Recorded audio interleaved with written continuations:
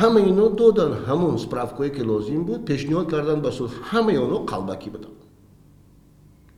مثلا جانشین وزیر یکم گروی گنرال پالکونیک در روسیه در قسم وزارت کارهای داخلی حتی پیشنهاد نمود به سفارت تاجیکستان در کدام اساس من نمیدونم که داده شود به کرامت شریف سپرافکای با بازگشت به وطن. این نوبتی که حال شما مراجعت کردید به طور مشخص چی میخواهید از پرزیدنت روسیه؟ خواستنی من در حالتی به جزا کشیدن شدن روسیه میگن подношение этих лиц надо уже открывать уголовное дело. همه فاکتایی که ما پیشنهاد نمی علاقه اساس دارد. بعد به جزا کشیدن برگرداندنی پاسپورت روس به من، برگرداندنی نفقه من، لگاتایی که از طرف همچون جنگاوری حربی برگردانید. این مدت 2 سال شد اینا گرفته شدن. بله.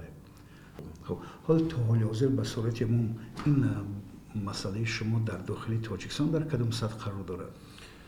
دیروز مکتوبی که به ما رسید از شورای نزدی شهروندی پرزیدنت تاجیکستان، این آخرین استادی بود که ما با اون دادیم. اونا هم اینچون حساب دادن که کرامت شریفوف از سال 1980 شهروندی جمهوری تاجیکستان باشه. خودتون چی حساب بدین؟ با دلیل و فاکتایی که موافق قانونگذاری تاجیکستان اولا کنستیتوسیون سال 94 بعد رکاز پرزیدنت 95 است. تمام شهروندانی که برآمده رفتن سال 92 91 در مدت 5 سال اگر مراجعت به دولت تاجیکستان نکرده باشند از سال 92 تا سال 99 از شهروندی برآورده شدند. حالی که شما در تاجیکستان هستید زندگی شما چطور میگذرد؟ فرزندای شما همینجا هستند؟ کیا در روسیه هستند؟ من به نزدیکی واخوردم به یک استرکتور دولتی. چنین سوال ما با آنها دادم برای چی آوردن کرامت که میلیون ها بیکارند؟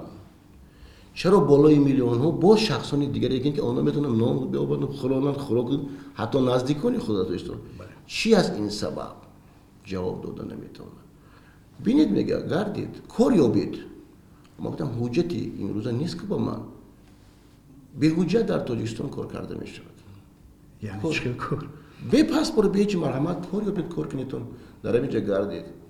حالی طوری که اونا میگن شما باید با هر راهی باید جای کار پیدا کنید. خب که با چی کار مشغول هستید؟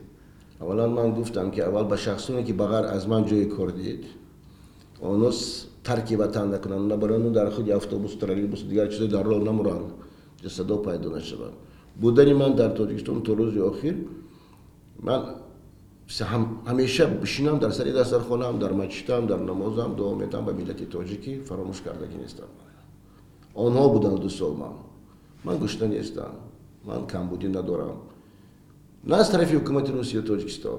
آنها ملت من بود و ملت من در ولی در این میان از طرف یگان مقامی تاجیکستان یک سازمان‌های غیر دولتی از شما دعوت کردن که برای همکاری همچین مشاور یا چیز دیگر دعوت شدن؟ نه من در حقیقت فرستاده بودم به رستم اومدی زیاده از 5 صفحه مکتوب. امروز یاردمی من با 200,000 جوانان شهری دوشنبه در بودن من در حالتهای سودی دیگر میتونم یاردمی خود رسانم که اونا بیرون از دوشنبه هم جواب نیست. جواب نیست. جواب نمیشود. سال 2018 ماه مرد بود. به خود ادمنستراسیون پرزیدنت آزاد رحمان اینا فرزندی رهبر دولت است. به خود رحمانوف رئیس جمهور اینا بود. جواب فقط از طرف یک شخص داده بشه در تاجیکستان اگر کمتر اهمیتی با نام اشوریون ادمنستراسیون پرزیدنت و همچنین یک شخصی که جوابدار است.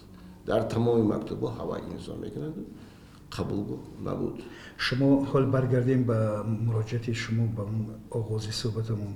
این مراجعاتی که شما با پرزیدنت روسیه کردید دیروز بود و تا حال حاضر پاسخی هنوز دریافت نکردید. لیکن رفته است با قسم الکترونی با هم قسمی از طرف پشت دولتی ما فرستادیم.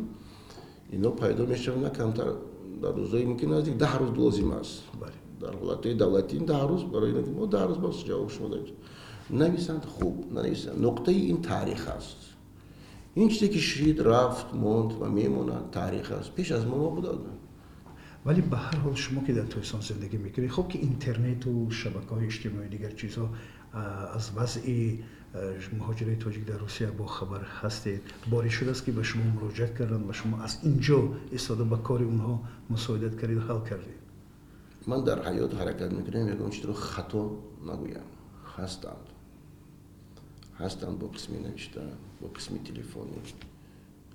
دیروز از سماره بود. تشکر زیاد برای صحبتتون. شما با تشکر. و امیدوار هستم که از طرف مقامات روسیه به این درخواست شما پاسخ هر چیز زودتر یک چیز فراموش نکنید که دولت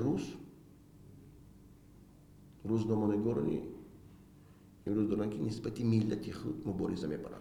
مثلا برآوردنی ویشنیوسکی، کریل، ناتالیا بوتینا مبارزه را اسمی بود. اگر اسمی روسیه خب میشد، رهبریت روسیه هم خب میشد. شما هستید زندگی امروزه تاجیکان هست رادیو آزادی. من چندی بار صدا بردم گفتم این روزه که بعد از 2 سال من دیدم با چشم خود، اگر نبودن شما باشد ممکن نامناسب آدم‌ها در یک شب 24 ساعت از بین را بعد ما دیگه یافت نکنیم. بزرگی رو به شما میخوام. رحمت. تشکر زیاد. سلامت باشه.